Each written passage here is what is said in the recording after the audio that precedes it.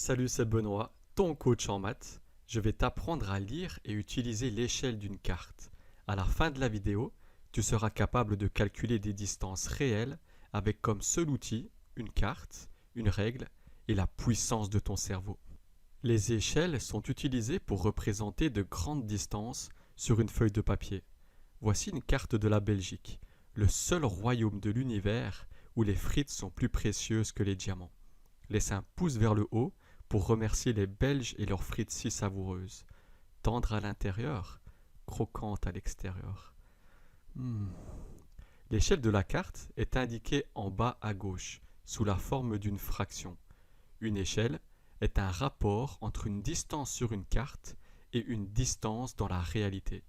Le numérateur représente la distance sur la carte, tandis que le dénominateur représente la distance réelle.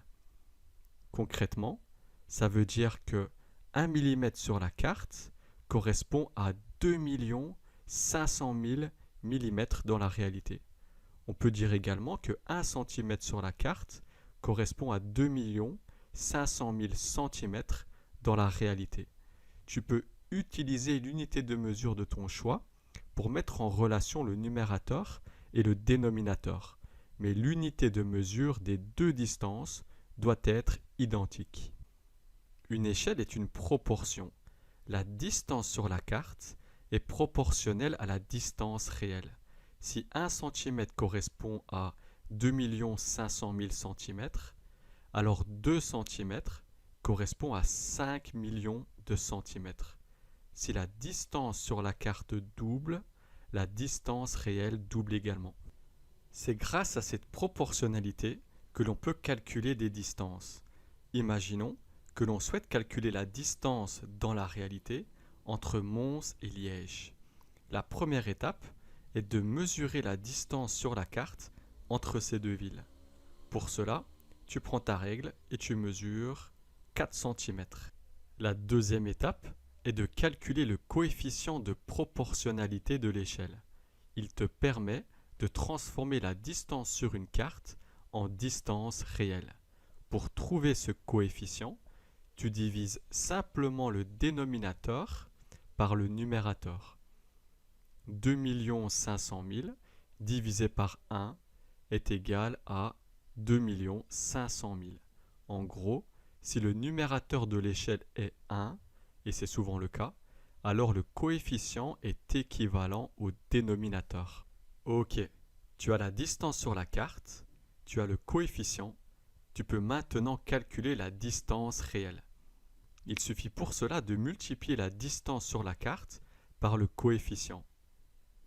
4 fois 2 500 000. C'est égal à 10 millions. Comme la distance sur la carte a été mesurée en centimètres, la réponse obtenue s'exprime également en centimètres.